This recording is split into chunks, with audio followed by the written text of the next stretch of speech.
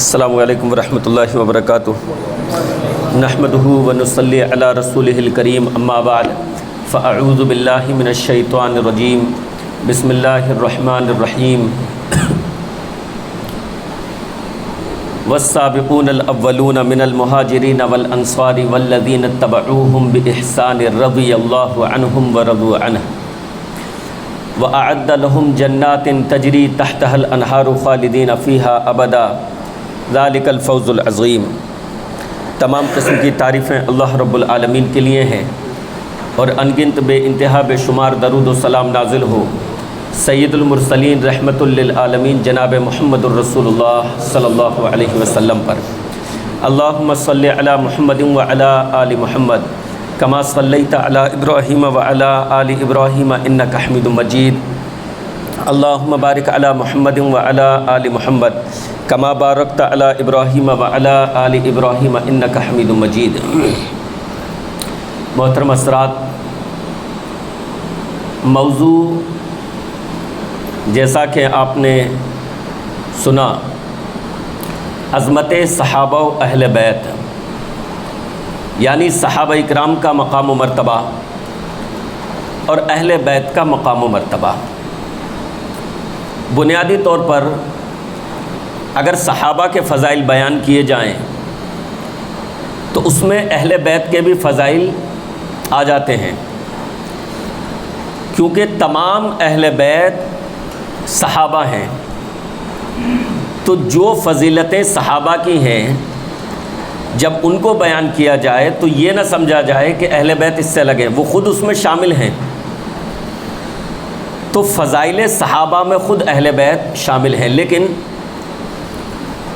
بعض اہل بیت کی خصوصی فضائل آئے ہیں، جیسے بعض صحابہ کے بھی خصوصی فضائل آئے ہیں، ایک مجموعی طور پر عمومی طور پر تمام صحابہ کے فضائل، اور پھر الگ الگ صحابہ کے، حضرت ابوبکر کے، حضرت عمر، حضرت عثمان، حضرت علی، اس طرح الگ الگ صحابہ کے بھی فضائل آئے ہیں۔ تو الگ الگ شخصیات کی بھی فضیلتیں جو ہیں قرآن و حدیث میں جو ہیں وہ وارد ہوئی ہیں۔ محترم امام صاحب نے جو تمہیدی کلمات آپ کے سامنے رکھے تو مجھے بیٹھ کر خود ایسا محسوس ہونے لگا کہ شاید بڑا سینسٹیو ایشو ہے کوئی، حالانکہ میں نے کچھ ایسا نہیں سوچا تھا، اور میں نے ایک عمومی طور پر یہ موضوع دیا تھا کہ چلو صحابہ کا بھی مقام بیان ہو جائے گا اور اہل بیت کی بھی اس کے بعد جو ہے فضائل آ جائیں گے۔ تو کوئی ایسا چیز ذہن میں نہیں کہ کوئی خاص ماحول ہو، بس ایک عمومی طور پر کہ محرم کا مہینہ ہے اور آخری چل رہا ہے، اور بہت سارے لوگ اس مہینے میں جو ہے صحابہ کو برا بھلا کہتے ہیں، لہٰذا ضروری ہے کہ صحابہ کے مقام و مرتبے کو ہم سمجھیں، اور اسی طریقے سے اہل بیت کی شان بھی ہمیں سمجھنی چاہیے۔ آئیے سب سے پہلے جان لیں کہ صحابہ کسے کہتے ہیں، صحابی یا صحابہ۔ صحابی یا صحابہ یہ وہ معزز شخصیات ہیں، یہ وہ محترم شخصیات ہیں کہ جنہوں نے رسول گرامی علیہ الصلاۃ والسلام سے ملاقات کی، یعنی یہ ان کا شرف ہے، یہ ان کا مقام و مرتبہ ہے کہ رسول اللہ صلی اللہ علیہ وسلم سے انہوں نے ملاقات کی ہے۔ حافظ ابن حجر رحمہ اللہ فرماتے ہیں، الصحابی من لقی النبی صلی اللہ علیہ وسلم مؤمنا بہ ومات علی الاسلام۔ صحابی وہ ہے کہ جنہوں نے رسول گرامی علیہ الصلاۃ والسلام سے ملاقات کی ایمان کی حالت میں، اور اسلام ہی پر ان کی موت بھی آئی، وہ صحابی ہے۔ اس کا مطلب یہ ہوا اگر کسی شخص نے رسول گرامی علیہ الصلاۃ والسلام سے ملاقات کی ہے لیکن ایمان کی حالت میں نہیں تو وہ صحابی نہیں ہے۔ اسی طریقے سے کسی نے نبی کا زمانہ تو پایا لیکن نبی سے ملاقات نہیں کی، نبی کا زمانہ پایا لیکن ملاقات نہیں کر سکے تھے، کسی دور دراز علاقے میں تھے، وہ بھی صحابی نہیں ہے۔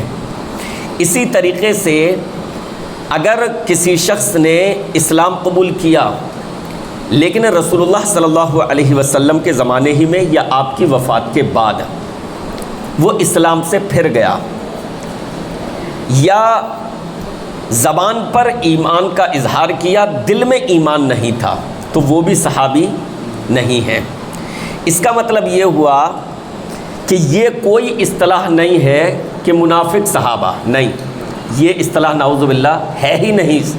محدثین کے یہاں، سلف صالحین کے یہاں یہ ٹرم نہیں ملے گی، کیونکہ جو صحابی ہوگا وہ منافق نہیں ہوگا، جو منافق ہوگا وہ صحابی نہیں ہوگا۔ تو جو اسلام سے پھر گیا اس کے لیے استعمال ہوگا مرتد، تو وہ مرتد ہو گیا، اور جس کے دل میں ایمان نہیں ہے وہ منافق ہے صرف، وہ صحابی نہیں۔ تو محدثین کے یہاں، سلف صالحین کے یہاں صحابہ کی جو ٹرم یوز ہوتی ہے، صحابی کا جو لفظ استعمال ہوتا ہے، وہ کس کے لیے؟ جو رسول اللہ صلی اللہ علیہ وسلم کے ساتھی ہیں، آپ علیہ الصلاۃ والسلام سے انہوں نے ملاقات کی اور ایمان کی حالت میں ملاقات کی، اور ایمان ہی پر ان کی وفات ہوئی۔ یہ وہ معزز شخصیات ہیں، یہ وہ محترم شخصیات ہیں کہ اللہ رب العالمین نے قرآن کریم میں ان کے فضائل و مناقب کو بیان کیا ہے۔ اللہ تعالیٰ نے قرآن مجید میں ارشاد فرمایا، والسابقون الاولون من المہاجرین والانصار والذین اتبعوہم باحسان رضی اللہ عنہم ورضوا عنہ وأعد لهم جنات تجری تحتها الانہار خالدین فیہا ابدا ذلک الفوز العظیم۔ اللہ تعالیٰ نے قرآن مجید کی اس آیت میں 3 قسم کے صحابہ کا ذکر کیا۔ نمبر 1، والسابقون الاولون من المہاجرین، اللہ تعالیٰ نے سب سے پہلے ان صحابہ کا ذکر کیا جنہوں نے اللہ کی راہ میں ہجرت کی۔ ہجرت یہ معمولی قربانی نہیں ہے، اپنے گھر بار کو چھوڑ دینا، اپنے مال و دولت کو چھوڑ دینا اسلام کی خاطر، اللہ اور اس کے رسول کی خاطر، اپنے رشتہ داروں کو چھوڑ دینا اور چھوڑ کر ہجرت کر جانا، یہ بڑی چیز ہے۔ اور ہجرت بھی انہوں نے کن حالات میں کی تھی اور کس طریقے سے کی تھی؟ ہجرت انہوں نے آسانی سے نہیں کر لی، بلکہ جب وہ ہجرت کرنے لگے تو ان سے ان کا مال چھین لیا گیا، ان سے ان کے بیوی بچوں کو جدا کر دیا گیا۔ حضرت ابو سلمہ رضی اللہ عنہ اپنی بیوی ام سلمہ اور اپنے بیٹے سلمہ کے ساتھ جب ہجرت کرنے لگے تو ابو سلمہ رضی اللہ عنہ کے سسرالیہ آئے، یعنی کہ ام سلمہ کے گھر والے آئے، اور انہوں نے یہ کہا کہ ابو سلمہ تم اگر مدینہ منورہ جانا چاہتے ہو تو جا سکتے ہو، لیکن ہم اپنی بیٹی کو تمہارے ساتھ نہیں جانے دیں گے۔ آپ اندازہ لگائیے 3 لوگ ہیں، ایک ابو سلمہ، ایک ام سلمہ اور چھوٹا سا ان کا دودھ پیتا بچہ سلمہ، تو ماں کو ان کے گھر والے لے گئے کہ ہم اپنی بیٹی کو تمہارے ساتھ نہیں جانے دیں گے۔ ادھر ابو سلمہ کے گھر والوں کو پتہ چلا، وہ دوڑے ہوئے آئے اور کہا کہ اگر تم اپنی بیٹی کو اپنے ساتھ لے جانا چاہتے ہو تم لے جا سکتے ہو، لیکن اس کی گود میں جو یہ بچہ ہے یہ ہمارے بیٹے کی نشانی ہے، اس کو ہم اس کے ساتھ نہیں رہنے دیں گے۔ لہٰذا انہوں نے ماں کی گود میں سے بچے کو لے لیا، وہ اپنے ساتھ لے گئے۔ چھوٹا سا گھرانہ اسلام کی راہ میں ہجرت کر رہا ہے۔ آپ دیکھیے کہ ہجرت اتنی آسان چیز نہیں تھی۔ وہ ہجرت کرنے لگے تو ظالموں نے انہیں ہجرت بھی آسانی سے نہیں کرنے دی، ان کی بیوی کو ان سے جدا کر دیا گیا، ان کے بیٹے کو ان سے جدا کر دیا گیا۔ ابو سلمہ کی چھوٹی سی فیملی، لیکن ابو سلمہ ہجرت کی راہ پر ایک طرف، ان کی بیوی کو اس کے گھر والے لے گئے دوسری طرف، اور بیوی کی گود سے بچے کو ابو سلمہ کے گھر والے لے گئے الگ تیسری طرف۔ اس طریقے سے انہوں نے ہجرت کی ہے۔ ام سلمہ رضی اللہ عنہا پہاڑیوں پہ چڑھ کر رویا کرتی تھیں اپنے شوہر اور اپنے بچے کی جدائیگی کے غم میں، پھر دونوں خاندان والوں کو ترس آیا اور بچے کو ان کے حوالے کیا اور کہا کہ اسے اس کے شوہر کے پاس جانے دو۔ یہ قربانیاں ہیں صحابہ اکرام کی، یہ قربانیاں ہیں صحابہ اکرام کی۔ حضرت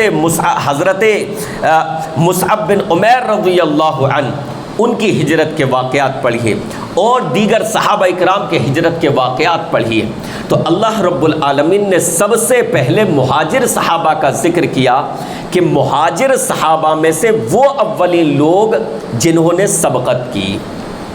دوسرے نمبر پر اللہ نے ذکر کیا انصاری صحابہ کا، والسابقون الاولون من المہاجرین والانصاری، اور انصاری صحابہ میں سے وہ اولین لوگ کہ جنہوں نے سبقت کی، جنہوں نے پہل کی، ایمان لانے میں جنہوں نے پہل کی اور ہجرت کرنے میں جنہوں نے پہل کی۔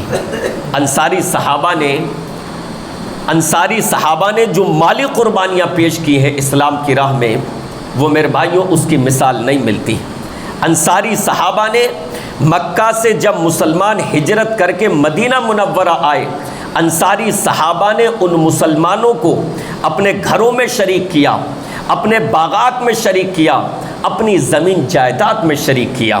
حضرات محترم، ایک مرتبہ دو مرتبہ کسی کی مدد کرنا آسان ہوتا ہے کہ آپ نے اٹھایا کسی کی مدد کر دی، 1000 روپیہ دے دیا، بہت زیادہ ضرورت مند ہے اس کو 10,000 دے دیے۔ ایک مرتبہ دو مرتبہ مدد کرنا آسان ہوتا ہے، لیکن انصاری صحابہ یہ وہ صحابہ ہیں کہ جنہوں نے اپنے بھائیوں کی مدد ایک مرتبہ یا دو مرتبہ نہیں کی، بلکہ انہوں نے مدد اس انداز میں کی ہے کہ انہیں اپنے گھروں میں شریک کر لیا، انہیں اپنے باغات میں شریک کر لیا، انہیں اپنے کاروبار اور تجارتوں میں شریک کر لیا، باقاعدہ حصے دار بنا لیا۔ حتیٰ کہ بنو نذیر کے یہودیوں کو جب ان کی مکاریوں کی وجہ سے جلا وطن کیا گیا، رسول اللہ صلی اللہ علیہ وسلم نے بنو نذیر کے یہودیوں کو علاقے سے نکال دیا، کیونکہ ان سے معاہدہ تھا، لیکن وہ معاہدے پر قائم نہ رہ سکے اور مسلمانوں کے خلاف سازشیں کر رہے تھے، لہٰذا رسول اللہ صلی اللہ علیہ وسلم نے ان کو جلا وطن کر دیا۔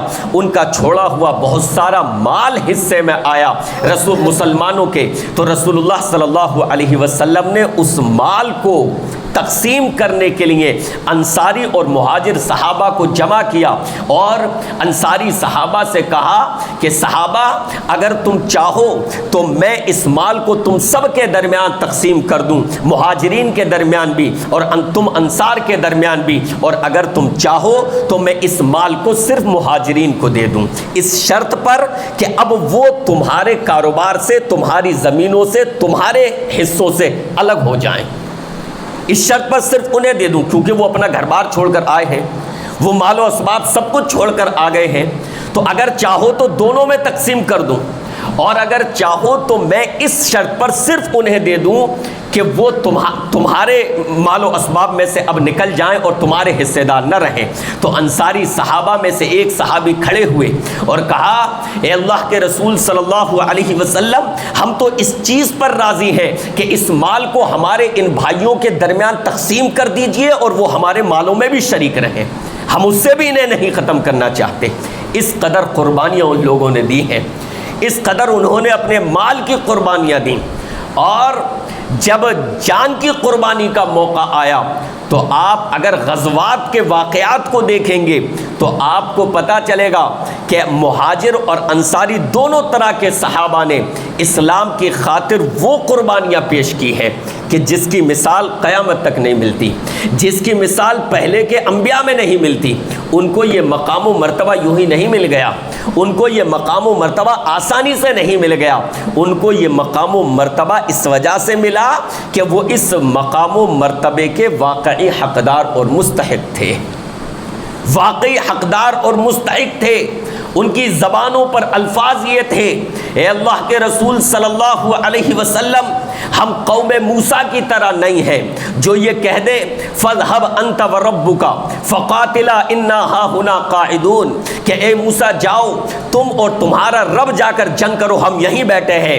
نہیں اے اللہ کے رسول صلی اللہ علیہ وسلم، بلکہ ہمیں اگر آپ کہیں جا کر جنگ کرنے کا حکم دے، ہم آپ کے ساتھ فلاں فلاں وادی تک چل کر جا کر بھی جنگ کریں گے، اور اگر آپ کی آنکھوں کا اشارہ ہوگا سمندروں میں چھلانگ لگانے کا، اے اے اللہ کے رسول صلی اللہ علیہ وسلم ہم میں سے ایک شخص پیچھے نہیں بچے گا، سارے کے سارے سمندر میں چھلانگ لگا دیں گے۔ سعد بن ربیع رضی اللہ عنہ غزوہ احد کے موقع پر رسول اللہ صلی اللہ علیہ وسلم نے جب جنگ کا غبار چھٹ گیا کہا کہ سعد نظر نہیں آ رہے، نہ زخمیوں میں نہ لاشوں میں، کون ہے جو ان کی خبر لے کر آئے؟ ان کے ایک پڑوسی صحابی نے کہا اے اللہ کے رسول صلی اللہ علیہ وسلم میں جاتا ہوں اور میں جا کر سعد کو دیکھتا ہوں۔ وہ جا کر زخمیوں میں اور لاشوں میں تلاش کرنے لگے۔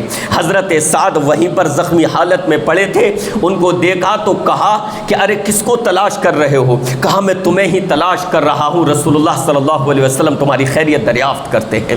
اللہ اکبر!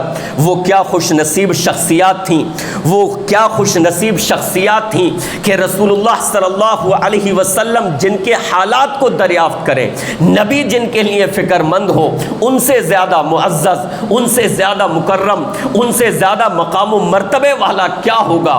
ان کے نصیبے کا کیا کہنا؟ کہا نبی تمہاری خیریت دریافت کرتے ہیں۔ حضرت سعد نے فرمایا کہ جاؤ اور رسول اللہ صلی اللہ علیہ وسلم کو سلام کہنا اور عرض کر دینا میری طرف سے کہ مجھے 12 زخم لگے ہیں، مجھے نیزوں کے 12 زخم لگے ہیں جو غالباً اب میری جان لینے والے ہیں، اور میری قوم والوں سے جا کر کہہ دینا کہ اگر رسول اللہ صلی اللہ علیہ وسلم تمہاری موجودگی میں شہید کر دیے گئے وواحد منہم حی، اور تم میں سے ایک بھی شخص زندہ ہے تو اللہ کے یہاں تمہارا کوئی عذر قبول نہیں ہوگا۔ اللہ تم سے پوچھے گا اگر تم میں سے ایک بھی شخص زندہ ہو اور تمہاری موجودگی میں نبی شہید کر دیے جائیں، گویا کہ اپنی قوم کو یہ پیغام دے کر بھیجا، اپنی قوم کو یہ پیغام بھجوایا کہ جب تک تم میں سے ایک بھی شخص زندہ ہے نبی کی حفاظت کرتے رہو، اپنی جانوں کے نذرانے نبی کی حفاظت میں قربان کر دو، اپنی جانوں کی پرواہ مت کرو۔ خود شہادت کی خود شہید، خود آخری سانسیں لے رہے ہیں اور اس حالت میں بھی نبی کی فکر دامنگیر ہے۔ صحابہ کا یہ مقام تھا، انہوں نے یہ قربانیاں دی تھیں، ان کو یہ مقام و مرتبہ اس یوں ہی نہیں مل گیا۔ تو میرے بھائیوں، اللہ نے مہاجر صحابہ کا ذکر کیا اور انصاری صحابہ کا، اس کے بعد اللہ نے ذکر کیا تیسری کیٹیگری والذین اتبعوہم بإحسان، اور پھر وہ لوگ جنہوں نے پورے خلوص کے ساتھ ان کی پیروی کی، یعنی سب سے پہلے ایمان لانے والے اور سب سے پہلے ہجرت کر کے دوسروں کے لیے اسوہ اور نمونہ بننے والے، اور پھر اس کے بعد ان کے نقش قدم پر چلتے ہوئے ایمان لانے والے، ان کے نقش قدم پر چلتے ہوئے ہجرت کرنے والے، ان کے نقش قدم پر چلتے ہوئے اپنے مہاجر بھائیوں کی مدد اور تعاون میں حصہ لینے والے متأخرین صحابہ۔ گویا کہ اللہ نے صحابہ میں سے کسی فرد کو نہیں چھوڑا، سب کا ذکر فرما دیا اللہ نے، چاہے وہ صحابہ جو شروع میں ایمان لائے ہوں، چاہے وہ صحابہ جو بعد میں ایمان لائے ہوں، اللہ نے سارے صحابہ کا ذکر کیا، چاہے وہ ہجرت کرنے والے ہوں، چاہے وہ انصاری صحابہ میں سے ہو، چاہے وہ بعد میں ان کے نقش قدم پر چلنے والے دیگر صحابہ اکرام ہوں۔ اللہ نے سارے صحابہ کا ذکر کرنے کے بعد فرمایا رضی اللہ عنہم ورضوا عنہ، اللہ ان سے راضی ہو گیا، وہ اللہ سے راضی ہو گئے۔ اللہ اکبر! یہ تمغہ، یہ اعجاز، یہ سند، یہ سرٹیفکیٹ معمولی چیز ہے؟ اللہ ان سے راضی ہو گیا۔ آج ہم اور آپ بھی ایمان والے ہیں، لیکن کیا ہمارے پاس کوئی ایسی گارنٹی ہے کہ اللہ تعالیٰ نے ہمارے ایمان کو، ہمارے اعمال کو قبول کر لیا؟ ہمارے پاس گارنٹی نہیں ہے۔ اللہ سے حسن ظن کہ اللہ عقیدہ توحید کی وجہ سے ہمیں بخش دینا اور اللہ ہمارے اعمال کو قبول فرما لے، اللہ سے حسن ظن۔ لیکن کوئی ایسی سند، کوئی ایسا سرٹیفکیٹ تو نہیں ہے۔ صحابہ وہ کہ اللہ نے دنیا ہی میں ان کو یہ سند عطا فرما دی کہ اللہ ان سے راضی ہو چکا۔ یہ وہ سند ہے کہ اللہ تعالیٰ اہل جنت کو جنت میں جانے کے بعد عطا فرمائے گا۔ معلوم ہے آپ کو جنتی جب جنت میں چلے جائیں گے اللہ پوچھے گا کہ اے اہل جنت خوش ہو؟ کہیں گے اللہ خوش کیوں نہیں ہوں گے؟ تو نے ہمیں وہ نعمتیں عطا کی ہیں جو دوسروں کو نہیں کی۔ اللہ تو نے ہمیں جہنم سے بچا لیا، جنت میں داخل کر دیا، تیری رحمت ہی رحمت ہے ہم پر، اللہ خوش کیوں نہیں ہوں گے؟ اللہ فرمائے گا جو کچھ تمہیں ملا ہے اس سے افضل چیز دوں، اس سے بھی افضل۔ جنتی کہیں گے اللہ اب کیا، سب کچھ تو ہمیں دے دیا، اب اس سے افضل تو ہمیں کیا عطا فرمائے گا؟ اللہ فرمائے گا کہ میں تم سے راضی ہو گیا، اب میں کبھی تم سے ناراض نہ ہوں گا۔ اللہ اکبر۔ اللہ تعالیٰ اپنی رضا کو جنت اور جنت کی تمام نعمتوں سے افضل قرار دے رہا ہے۔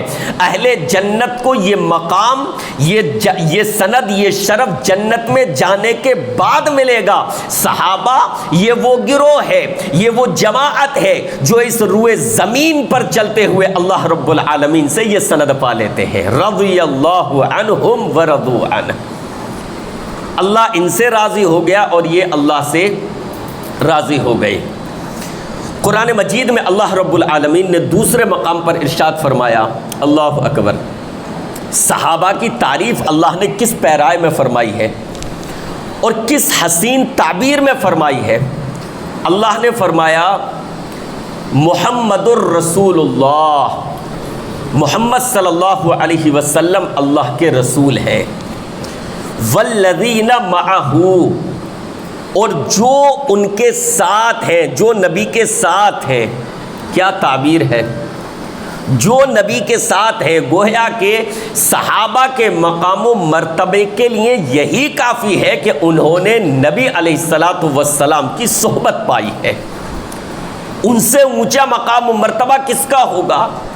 ان کے نصیبے کے کیا کہنے، اور کون ہے جو کسی ایک صحابی پر بھی انگلی اٹھا سکے کہ جس نے رسول اللہ صلی اللہ علیہ وسلم کے ساتھ ایک لمحہ بھی پایا ہو۔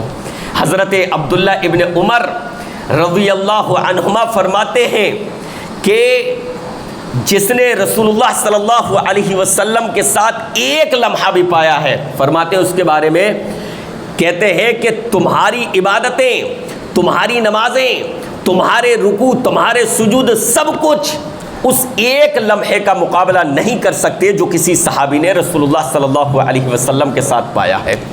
ساری زندگی عقیدہ توحید رکھنے والا شخص ساری زندگی عبادت کرے، فرائض کی پابندی کرے، حج و عمرے کرے، روزے رکھے، ذکر و اذکار کرے، صدقات و خیرات کرے، وہ صحابی کے اس ایک لمحے کا مقابلہ نہیں کر سکتا جو صحابی نے رسول اللہ صلی اللہ علیہ وسلم کے ساتھ گزارا ہے۔ کیا بات کرتے ہیں صحابہ اکرام کے مقام و مرتبے کی۔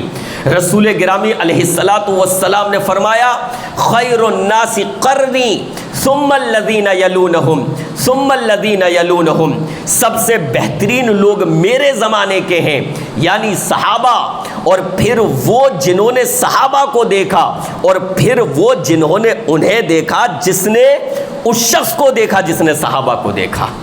مقام دیکھیں صحابہ کا، سب سے بہترین لوگ کون؟ صحابہ۔ فرمایا پھر وہ ثم الذین یلونہم، یعنی جنہوں نے صحابہ کو دیکھا جو ان کے بعد ہیں، اور پھر وہ جنہوں نے ان کو دیکھا جنہوں نے اس شخص کو دیکھا جس نے صحابہ کو دیکھا۔ ثم الذین یلونہم، یہ ہے مقام و مرتبہ صحابہ اکرام کا۔ تو اللہ تعالیٰ نے قرآن مجید میں ارشاد فرمایا محمد الرسول اللہ، محمد صلی اللہ علیہ وسلم اللہ کے رسول ہیں، والذین معہ، اور وہ لوگ جو نبی کے ساتھ ہیں، گویا کہ صحابہ وہ جنہوں نے نبی کی صحبت پائی ہے، صحابہ وہ کہ جن کے سامنے قرآن مجید نازل ہوا، صحابہ وہ جنہوں نے قرآن مجید کی آیات کی تفسیر خود رسول اللہ صلی اللہ علیہ وسلم سے سمجھی، صحابہ وہ جنہوں نے نبی کی اقتداء میں نمازیں پڑھیں، صحابہ وہ جنہوں نے نبی سے مصافحہ کیا، صحابہ وہ جنہوں نے نبی کا چلنا پھرنا دیکھا، صحابہ وہ جنہوں نے نبی کی مسکراہٹیں ملاحظہ کیں، صحابہ وہ جنہوں نے نبی کے آنسو ملاحظہ کیے، صحابہ وہ جنہوں نے نبی کے ساتھ جنگوں میں شرکت کی ہے۔ صحابہ کے مقام و مرتبے کے لیے اگر کوئی آیت موجود نہ ہوتی، صحابہ کے مقام و مرتبے کے لیے اگر کوئی حدیث موجود نہ ہوتی، تب بھی ان کے شرف کے لیے، ان کے مقام کے لیے صرف یہ کافی تھا کہ انہوں نے رسول اللہ صلی اللہ علیہ وسلم کی صحبت پائی ہے، ساتھ پایا ہے۔ قیامت تک کوئی شخص وہ مقام و مرتبہ نہیں پا سکتا۔ کوئی بڑا محدث ہو سکتا ہے، بڑا مفسر، بڑا مدرس ہو سکتا ہے، بڑا دنیاوی کوئی عہدے دار ہو سکتا ہے، لیکن 100 مرتبہ مر کر بھی اگر کوئی جی جائے تو آج کوئی صحابی نہیں بن سکتا۔ رسول اللہ صلی اللہ علیہ وسلم کا جس نے ایک بار نبی سے ملاقات کر لی، اور زندگی کا طویل عرصہ نہیں، زندگی کا بہت لمبا عرصہ نہیں، صرف ایک لمحہ نبی کے ساتھ اگر کسی نے گزار لیا تو 100 سال عبادت کرنے والا بھی ان کے اس مقام کو نہیں پا سکتا۔ میرے بھائیوں، یہ ہے صحابہ اکرام کا مقام و مرتبہ۔ ایک اور جگہ اللہ رب العالمین نے قرآن مجید میں ارشاد فرمایا، اللہ اکبر، اللہ تعالیٰ صحابہ کی عظمتوں کا دیکھیے اقرار کیسے کر رہا ہے، ان کی قربانیوں کا اللہ تعالیٰ اعتراف کس طریقے سے کر رہا ہے۔ اللہ تعالیٰ نے ارشاد فرمایا، لقد تاب اللہ علی النبی لقد تاب اللہ علی النبی والمہاجرین والانصار الذین اتبعوہ فی ساعۃ العسرۃ۔ اللہ تعالیٰ نے اپنے پیغمبر کے حال پر توجہ فرمائی اور مہاجر اور انصاری صحابہ کے حال پر توجہ فرمائی۔ کون مہاجر اور انصاری صحابہ؟ اللہ نے فرمایا کہ جس نے اپنے پیغمبر کا ساتھ تنگی کے وقت میں دیا۔ اللہ اعتراف کر رہا ہے صحابہ کی قربانیوں کا۔ کون مہاجر و انصار صحابہ؟ وہ مہاجرین و انصار جنہوں نے تنگی میں، مشکل حالات میں اپنے نبی کا ساتھ دیا۔ صحابہ نے مشکل حالات میں رسول اللہ صلی اللہ علیہ وسلم کا ساتھ دیا ہے۔ انہوں نے اپنے ایمان کا اظہار اس وقت کیا کہ جب اپنے ایمان کے اظہار کرنے کا مطلب یہ تھا کہ مکہ والوں، ہماری یہ چمڑی حاضر ہے، ہماری یہ پیٹھ حاضر ہے، اس پر تم کوڑے برساؤ، تم چاہو تو ہمیں پتھر مارو، ظلم و ستم کا نشانہ بناؤ، ہم محمد الرسول اللہ صلی اللہ علیہ وسلم پر ایمان لا چکے ہیں۔ اس وقت میں انہوں نے رسول گرامی علیہ الصلاۃ والسلام پر اپنے ایمان کا اظہار کیا۔ آیت میں موجود تنگی کے وقت سے بالخصوص غزوہ تبوک ہے۔ غزوہ تبوک میں تنگی کا یہ عالم تھا، اسلامی لشکر زیادہ ہے، سواریاں کم ہیں، اور جب اسلامی فوج زیادہ ہے تو پھر ان کے تعاون کا مسئلہ درکار ہے۔ ان کا خرچ کیسے چلے گا؟ ایک لمبا سفر ہے، اور اس وقت کی سپر پاور حکومت پر اس سے جنگ کرنے کے لیے جو ہے صحابہ جا رہے ہیں، لہٰذا بڑی فوج ہے، ان کے لیے تعاون کیا جائے، ان کا خرچ کیسے چلے گا؟ حضرت عثمان رضی اللہ عنہ تعاون پیش کرتے ہیں، حضرت عمر رضی اللہ عنہ تعاون پیش کرتے ہیں، حضرت ابو بکر رضی اللہ عنہ تعاون پیش کرتے ہیں۔ حضرت عمر رضی اللہ عنہ کہتے ہیں کہ اس وقت ان دنوں میں میرے پاس مال تھا، میں نے سوچا میں حضرت ابو بکر صدیق سے کبھی آگے نہ بڑھ سکا۔ وہ نیکیوں کے معاملات میں حرص کیا کرتے تھے، دلوں میں کوئی ان کے اندر بغض اور حسد نہیں تھا، لیکن ان کا مسابقہ جو تھا، ان کا اللہ صلی اللہ علیہ وسلم کی خدمت میں پیش کیا۔ رسول اللہ نے دریافت کیا، عمر کتنا لے کر آئے؟ کہا اللہ کے رسول صلی اللہ علیہ وسلم نے دی۔ پھر حضرت ابو بکر صدیق آتے ہیں، اللہ کے نبی علیہ السلام نے پوچھا ابو بکر کتنا لائے؟ گھر کا سارا مال لے کر آیا ہوں، گھر پر اور کچھ نہیں چھوڑ کر آیا ہوں۔ حضرت عمر رضی اللہ عنہ فرماتے ہیں کہ اس موقع پر میں نے سوچا کہ میں یعنی نیکی کے معاملات میں ابو بکر سے آگے نہیں بڑھ سکتا۔ حضرت عثمان رضی اللہ عنہ نے اتنا مال پیش کیا، اتنا مال پیش کیا کہ رسول اللہ صلی اللہ علیہ وسلم مسکرا اٹھے اور حشاش بشاش ہو گئے، اور اس قدر خوش ہوئے کہ سکے آپ کی گود میں حضرت عثمان نے لا کر ڈالے تو اللہ کے نبی علیہ الصلاۃ والسلام ان کو الٹتے پلٹتے جاتے تھے اور فرماتے جاتے تھے عثمان آج کے بعد اگر کوئی عمل نہ کرے تب بھی اس کے لیے کوئی حرج کی بات نہیں ہے. یعنی آج اسلام کی راہ میں اس قدر خرچ کر دیا ہے, اتنا مال پیش کر دیا ہے کہ آج کے بعد اگر یہ عمل نہ کرے کچھ بھی تب بھی اللہ رب العالمین نے ان کے لیے جنت واجب کر دی ہے. تعاون بہت ہوا اور جس سے جتنا بن پڑا اتنا ہوا. کسی صحابی کے پاس ایک مٹھی اگر جو میسر تھے تو اس نے ایک مٹھی جو پیش کیے, کوئی ذرا سی کھجوریں دے سکتا تھا وہ اس نے پیش کی. لیکن میرے بھائیوں اس کے باوجود اسلامی لشکر بڑا تھا, تعاون اس قدر نہ ہو سکا کہ سب پر بڑی فراوانی سے جو ہے تقسیم ہو جائے. بہرحال لشکر جو ہے سفر کے لیے روانہ ہوتا ہے. حضرت عمر رضی اللہ عنہ سے کسی نے دریافت کیا کہ تنگی کے وقت کے تعلق سے کہ تنگی کا وقت کیا تھا, تو حضرت عمر رضی اللہ عنہ فرماتے ہیں کہ ہم لوگ سفر پر روانہ ہوئے, حالات یہ تھے کہ گرمی کی شدت تھی اور کھانے کے لیے کچھ نہیں تھا. ایسا محسوس ہوتا تھا کہ بھوک کی شدت سے, ایسا محسوس ہوتا تھا کہ پیاس کی شدت سے ہماری گردنیں کٹ جائیں گی. اور حال یہ تھا ایک ایک کھجور دو دو لوگوں پر تقسیم ہوتی اور کئی مرتبہ کئی صحابہ کھجور کی گٹھلی کو اپنی پیاس کو بجھانے کے لیے دیر تک چوستے رہتے تھے. بلکہ بعض صحابہ نے اونٹ کے گوبر کو نچوڑنا شروع کر دیا کہ پیاس بجھانے کے لیے اپنے دل پر قابو کر کے کسی طریقے سے اسی سے اپنے حلق کو تر کر لیا جائے. جب حالات زیادہ بگڑ گئے, اللہ کے نبی علیہ الصلاۃ والسلام کے پاس حضرات صحابہ آئے اور عرض کیا, اللہ کے رسول صلی اللہ علیہ وسلم آپ ہمیں اجازت دیں کہ ہم اپنے اونٹنیوں کو ذبح کرنے لگے. اللہ کے نبی علیہ السلام نے اجازت دی, صحابہ اونٹوں کو ذبح کرنے لگے. حضرت عمر آئے, اے اللہ کے رسول صلی اللہ علیہ وسلم اگر اسی طریقے سے اونٹوں کو ذبح کیا گیا تو سواریاں کم پڑ جائیں گی, آپ ایسا کریں کہ لشکر میں جس کے پاس جتنا میسر ہو اسے آپ ایک دسترخوان پر جمع کروا لیں اور اس کے بعد اللہ سے برکت کی دعا کر دیں. اللہ کے نبی علیہ الصلاۃ والسلام نے تمام فوجیوں کو حکم دیا جس کے پاس جو تھا وہ لا کر دسترخوان پر رکھ دیتا. کسی کے پاس ذرا سی کھجوریں تھیں وہ اس نے لا کر رکھ دیں, کسی کے پاس جو کا ٹکڑا تھا, جو کی روٹی کا ٹکڑا تھا وہ اس نے لا کر دسترخوان پر رکھ دیا, کسی کے پاس کوئی اور چیز تھی وہ اس نے لا کر رکھ دی.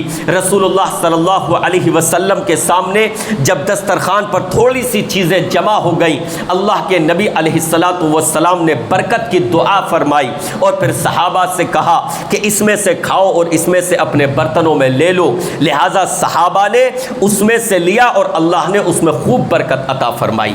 جب پیاس کی شدت بڑھ گئی, حضرت ابوبکر صدیق رضی اللہ عنہ آئے, اے اللہ کے رسول صلی اللہ علیہ وسلم اللہ سے دعا فرما دیں اللہ بارش فرمائے. اللہ کے نبی علیہ الصلاۃ والسلام نے اپنے ہاتھوں کو اوپر اٹھایا دعا کے لیے اور صحابہ فرماتے ہیں ابھی نبی کے ہاتھ نیچے کو واپس نہیں آئے تھے کہ اللہ نے بارش برسا دی. صحابہ نے اپنے برتنوں میں پانی بھرا, اس سے سیراب ہوئے, لیکن کہتے ہیں کہ جب ہم وہاں سے چلے تو پتہ چلا کہ بارش محض اس جگہ ہوئی تھی اور کہیں بارش نہیں ہوئی تھی. اللہ نے صحابہ پر ہمیشہ رحمتوں کا نزول کیا ہے, اللہ نے ہمیشہ صحابہ اکرام پر رحمتوں کا نزول کیا ہے. اور رحمتوں کی باتیں تو رحمتوں کی میں آپ کو بتاؤں, اللہ رب العالمین نے تو صحابہ کا دفاع کیا ہے. جب کسی نے صحابہ کے تعلق سے بکواس کی, جب کسی نے کسی ایک صحابی کے تعلق سے بھی اگر بکواس کی, اللہ رب العالمین نے صحابہ کا دفاع کیا. بلکہ اللہ رب العالمین نے تو یہ بھی پسند نہیں فرمایا. میں آپ کے سامنے واقعہ رکھوں, اللہ کے نبی علیہ الصلاۃ والسلام سرداران قریش سے گفتگو کر رہے ہیں. رسول اللہ صلی اللہ علیہ وسلم کا ارادہ یہ ہے اگر یہ لوگ اسلام قبول کر لیں تو اسلام کو طاقت مل جائے گی. اللہ کے نبی علیہ الصلاۃ والسلام ان سے بات چیت کر رہے ہیں. اتنے میں ایک نابینا صحابی صحابی آتے ہیں، اللہ کے نبی علیہ الصلاۃ والسلام کے چہرے پر ناپسندگی کے آثار نمایاں ہوتے ہیں۔ اللہ کے نبی علیہ الصلاۃ والسلام نے زبان سے کچھ نہیں فرمایا، صرف ناپسند فرمایا کہ میں سرداران قریش سے بات کر رہا تھا کہ یہ اسلام قبول کر لیں، اور درمیان میں یہ آ گئے، ان سے تو میں بعد میں بھی بات کر لیتا۔ یعنی ناراضگی بھی اپنے لیے نہیں، اسلام کی خاطر تھی، اللہ کی خاطر تھی، لیکن ماتھے پہ ذرا سی شکنیں آئی کہ میں ان سے گفتگو کر لیتا، ممکن تھا یہ اسلام قبول کر لیتے، درمیان میں ان کو آنے کی کیا ضرورت تھی، ان نابینا صحابی کو آنے کی کیا ضرورت تھی، ان سے تو میں بعد میں بھی بات کر لیتا، انہیں کچھ پوچھنا تھا بعد میں پوچھ لیتے۔ اللہ اکبر، نبی کے چہرے پر ناراضگی کے آثار آئے، ماتھے پر شکنیں آئی، اللہ نے اپنے پیغمبر کے ماتھے پر پڑی ان شکنوں کو بھی پسند نہ فرمایا، اور اللہ نے قرآن میں فوراً آیتیں نازل فرما دی، عبس وتولی ان جاءہ الاعمی وما یدریک لعلہ یزکی او یذکر فتنفعہ الذکری اما من استغنی فانت لہ تصدی وما علیک الا یزکی واما من جاءک یسعی وہو یخشی فانت عنہ تلاہا۔ اللہ نے قرآن مجید میں اتنی آیتیں صرف ایک صحابی کی دلجوئی میں نازل فرما دی۔ اے پیغمبر، آپ ان سرداران قریش سے تو بات کر رہے ہیں جن کو جو آپ کی طرف توجہ نہیں رکھتے ہیں، جو آپ کی باتیں سننے کے لیے تیار نہیں ہیں، اور ایک صحابی چل کر آپ کے پاس آئے ہیں، وہ آپ کے پاس آئے ہیں، ان کے آنے کو آپ ناپسند کرتے ہیں، یہ مناسب نہیں ہے۔ اللہ نے ایک صحابی کے لیے اپنے پیغمبر کے ماتھے پر پڑی ان شکنوں کو بھی پسند نہ فرمایا، اور ایک صحابی کے لیے اتنی آیتیں قرآن مجید میں ان کی دلجوئی کے لیے، ان کی حوصلہ افزائی کے لیے، ان کے دفاع میں اتنی آیتیں نازل فرما دی۔ ان کا کیا ہوگا جو صحابہ کو منہ بھر بھر کر گالیاں دے؟ اللہ اپنے پیغمبر کے ماتھے پر شکنوں کو پسند نہ فرمایا، زبان سے کچھ نہیں کہا، زبان سے کچھ نہیں کہا۔ یہ تو آج تو گالیاں بھی دیتے ہیں نا لوگ، نعوذ باللہ استغفر اللہ، صحابہ کو گالیاں، حضرت ابوبکر صدیق کو، حضرت عمر کو، حضرت عثمان کو، نبی کی بیوی اما عائشہ صدیقہ رضی اللہ عنہا کو۔ اللہ نے نبی کے ماتھے پر پڑی شکنوں کو بھی پسند نہ فرمایا۔ تو اللہ تعالیٰ نے اپنے پیغمبر اور اپنے پیغمبر کے ساتھیوں پر ہمیشہ رحمتیں نچھاور کی ہیں۔ میرے بھائیوں، اب آئیے دیکھتے ہیں بعض صحابہ کے خصوصی فضائل۔ اہل سنت والجماعت کا عقیدہ ہے، یہ اجماع ہے کہ تمام صحابہ میں سب سے افضل صحابی حضرت ابوبکر صدیق رضی اللہ عنہ ہیں، اور وہی سب سے پہلے خلیفہ ہیں۔ حضرت ابوبکر صدیق رضی اللہ عنہ وہی سب سے پہلے خلیفہ ہیں، اور تمام صحابہ میں وہ سب سے افضل ہیں۔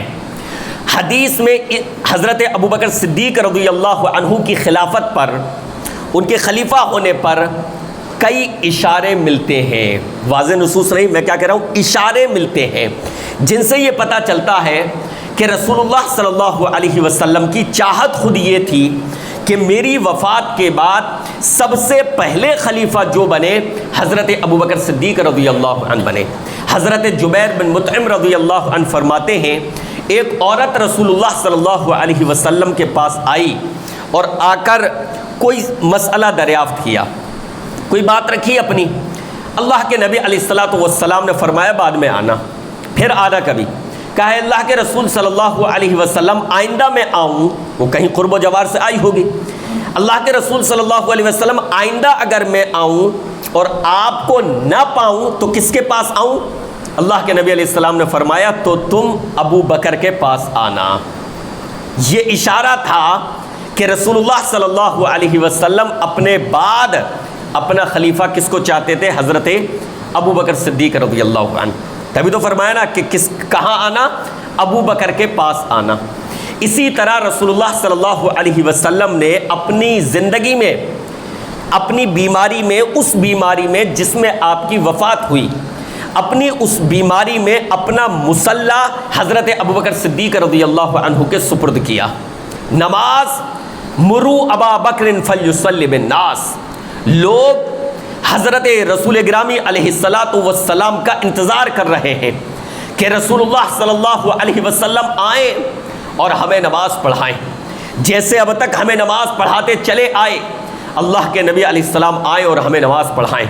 لیکن رسول اللہ صلی اللہ علیہ وسلم کی تکلیف بڑی ہوئی ہے، آپ کی بیماری میں اضافہ ہے۔ آپ نے فرمایا مرو ابا بکر فلیصلی بالناس، ابو بکر کو حکم دو وہ لوگوں کو نماز پڑھائیں۔ اور پھر وہ دن بھی آیا، وفات کا دن، ربیع الاول کا مہینہ، سوموار کا دن، فجر کی نماز کے وقت اللہ کے نبی علیہ الصلاۃ والسلام نے اپنے حجرے سے پردہ ہٹا کر دیکھا، حضرت ابوبکر صدیق رضی اللہ عنہ نماز پڑھا رہے ہیں، پیچھے صحابہ نماز پڑھ رہے ہیں۔ رسول اللہ صلی اللہ علیہ وسلم مسکرائے اور اشارہ کیا کہ اپنی نماز کو پورا کرو۔ گویا کہ رسول اللہ صلی اللہ علیہ وسلم نے صحابہ کو ابوبکر صدیق کے پیچھے پایا، ابوبکر صدیق کے پیچھے نماز پڑھتے ہوئے پایا تو اللہ کے نبی علیہ الصلاۃ والسلام خوش ہوئے۔ اسی وجہ سے میرے بھائیوں، جو صحابہ کو برا بھلا کہے، یا صحابہ میں سے حضرت ابوبکر، حضرت عمر، حضرت عثمان، حضرت علی، خلفائے راشدین میں سے کسی کو برا بھلا کہے یا کسی ایک صحابی کو برا بھلا کہے تو گویا کہ وہ اللہ سے خوش نہیں، رسول کے فیصلے سے خوش نہیں، کیونکہ اللہ اور اس کے رسول تو صحابہ سے خوش ہیں، صحابہ سے راضی ہیں۔ اسی وجہ سے بعض مفسرین نے اس آیت کی تفسیر میں لکھا جہاں آیا لیغیظ بہم الکفار، کہ تاکہ کفار کو غصہ دلائے۔ صحابہ کی مثال دی، محمد الرسول اللہ والذین معہ اشداء علی الکفار رحماء بینہم تراہم رکعا سجدا یبتغون فضلا من اللہ ورضوانا سیماہم فی وجوہہم من اثر السجود ذالک مثلہم فی التوراۃ ومثلہم فی الانجیل۔ اللہ نے صحابہ کی کئی صفاتیں بیان کی کہ صحابہ اللہ کے ساتھی، صحابہ کو آپ پائیں گے رکوع اور سجدہ کرتا ہوا، صحابہ کو آپ پائیں گے کہ وہ اللہ کی رضا اور اللہ کا فضل چاہتے ہیں۔ پھر اللہ نے صحابہ کی مثال دی کہ اللہ صحابہ کی یہی مثال توریت میں بھی ہے، انجیل میں بھی بیان ہوئی ہے۔ ان کی مثال ایسی ہے جیسے کھیتی جو ہے کوپل پہلے نکالتی ہے، کمزور ہوتی ہے، پھر اس کو سہارا ملتا ہے اور وہ مضبوط تنا بن جاتا ہے اور اپنے تنے پر مضبوط کھڑا ہو جاتا ہے۔ گویا صحابہ شروع میں کمزور تھے، پھر آہستہ آہستہ جو ہے انہیں قوت ملتی گئی۔ آگے اللہ نے فرمایا لیغیظ بہم الکفار، یہ اس وجہ سے اللہ نے ایسا اس لیے کیا تاکہ کفار کو اس سے غصہ دلائے۔ تو بعض مفسرین نے کہا کہ جو صحابہ کے اس مقام و مرتبے سے خوش نہیں ہے، راضی نہیں ہے، اس کو مانتا نہیں ہے، وہ اس آیت کے مصداق ہے لیغیظ بہم الکفار، کیونکہ اللہ تو صحابہ کے اس مقام سے خوش ہے، رسول بھی صحابہ کے اس مقام سے خوش ہیں، لیکن یہ بدبخت جو ہے صحابہ کے اس مقام سے خوش نہیں ہے۔ تو صحابہ کا جو مقام و مرتبہ ہے اللہ رب العالمین نے اس کو واضح کیا ہے، رسول گرامی علیہ الصلاۃ والسلام نے بھی اس کو واضح کیا ہے۔ حضرت ابوبکر صدیق رضی اللہ عنہ کی اس ترتیب کو، فضیلت کی اس ترتیب کو خود حضرت علی رضی اللہ عنہ بھی تسلیم کیا کرتے تھے۔ بخاری شریف کی حدیث ہے، حضرت محمد بن حنفیہ جناب علی رضی اللہ عنہ کے کون؟ صاحبزادے، وہ کہتے ہیں کہ میں نے اپنے والد گرامی سے دریافت کیا کہ ابا جان سب سے افضل کون ہے، صحابہ میں سب سے افضل کون ہے؟ تو حضرت علی رضی اللہ عنہ نے فرمایا ابو بکر۔ کہا پھر کون؟ کہا ثم عمر، پھر حضرت عمر بن خطاب رضی اللہ عنہ۔ حضرت محمد بن حنفیہ کہتے ہیں کہ مجھے یہ خدشہ ہوا یا مجھے یہ لگا کہ اب تیسرے نمبر پر آپ جناب عثمان کا نام لیں گے، لہٰذا میں نے جھٹ کہا کہ پھر اس کے بعد آپ۔ تو حضرت علی نے فرمایا میں تو عام مسلمانوں میں سے ایک مسلمان ہوں۔ یہ حضرت علی رضی اللہ عنہ کی عاجزی اور انکساری تھی۔ جیسے ہوتا ہے نا کہ انسان اپنے منہ سے اپنی تعریف نہیں کرتا، ورنہ تو حضرت عثمان رضی اللہ عنہ کے بعد چوتھے خلیفہ راشد جو ہیں حضرت علی رضی اللہ عنہ نے، اور بڑا مقام و مرتبہ ہے لیکن عاجزی اور انکساری تھی، تو کہا کہ میں تو ایک عام مسلمان ہوں. لیکن حضرت علی رضی اللہ عنہ نے حضرت ابوبکر صدیق کو پہلے نمبر پر، حضرت عمر رضی اللہ عنہ کو دوسرے نمبر پر، اور ان کے بیٹے خود کہتے ہیں کہ مجھے یہ خدشہ ہوا کہ عثمان کا نام لیں گے، گویا کہ تیسرے نمبر پر صحابہ میں بھی یہ معروف تھا کہ کون ہے؟ حضرت عثمان رضی اللہ عنہ. تو پہلے خلیفہ راشد حضرت ابوبکر، اور اہل سنت والجماعت کا اجماع ہے کہ دوسرے خلیفہ راشد ہیں حضرت عمر رضی اللہ عنہ. حضرت عمر رضی اللہ عنہ وہ شخصیت ہے کہ جب انہوں نے اسلام قبول کیا ہے تو مسلمانوں نے فخر کے ساتھ جینا سیکھا. صحابہ کہتے ہیں حضرت عمر بن خطاب نے جب اسلام قبول کیا تو اس کے بعد ہم برابر شان و شوکت میں رہے، ہم برابر، اس کے بعد پھر ہماری قوت، اس سے اسلام کی قوت و طاقت میں اضافہ ہوا. بلکہ کہتے ہیں کہ ہم نے اس وقت تک بیت اللہ میں نماز نہیں پڑھی تھی یہاں تک کہ عمر بن خطاب نے اسلام قبول کر لیا. جب حضرت عمر نے اسلام قبول کیا، کہا اللہ کے رسول کیا ہم حق پر نہیں ہیں؟ کہا حق پر ہیں. کہا تو پھر چھپ کر نماز کیوں؟ چلیے بیت اللہ میں چل کے نماز صحن کعبہ میں پڑھیں گے. تو حضرت عمر بن خطاب رضی اللہ عنہ وہ شخصیت ہے. حضرت عمر بن خطاب رضی اللہ عنہ، ان کی فضیلت کے بھی خود حضرت علی رضی اللہ عنہ، میں بالخصوص حضرت علی رضی اللہ عنہ کا حوالہ اس لیے دیتا ہوں کہ شیعہ حضرات، روافض جو ہیں وہ یہ ظاہر کرتے ہیں کہ ان میں آپس میں لڑائیاں تھیں نعوذ باللہ، اور وہ حضرت ابو بکر کو حضرت علی کا دشمن، حضرت عمر کو نعوذ باللہ حضرت علی کا دشمن، حضرت علی کو حضرت عمر حضرت ابو بکر کا دشمن یہ بنا کر پیش کرتے ہیں. جبکہ قرآن مجید کیا کہتا ہے؟ رحماء بینہم، یہ آپس میں کیا تھے؟ سارے کے سارے آپس میں رحم دل تھے، آپس میں نرم تھے. اشداء علی الکفار رحماء بینہم، یہ کفار پر سخت تھے اور آپس میں جو تھے کیا تھے؟ نرم تھے. اسی وجہ سے بخاری شریف کی حدیث، حضرت ابوبکر صدیق رضی اللہ عنہ کے پاس حضرت فاطمہ رضی اللہ عنہا کے بعد کی وفات کے بعد جب سیدنا علی رضی اللہ عنہ نے کہا حضرت ابوبکر صدیق رضی اللہ عنہ سے کہ ہمیں آپ سے تھوڑی سی یہ ناراضگی تھی بس کہ ہم یہ سمجھتے تھے کہ اللہ کے نبی علیہ الصلاۃ والسلام سے قربت کی وجہ سے فلاں فلاں مال میں ہمارا حق ہے، فدق میں اور دوسرے اموال میں ہمارا کچھ حق ہے. لیکن حضرت ابوبکر صدیق نے کہا تھا کہ انبیاء جو مال چھوڑتے ہیں وہ کیا ہوتا ہے؟ وہ صدقہ ہوتا ہے.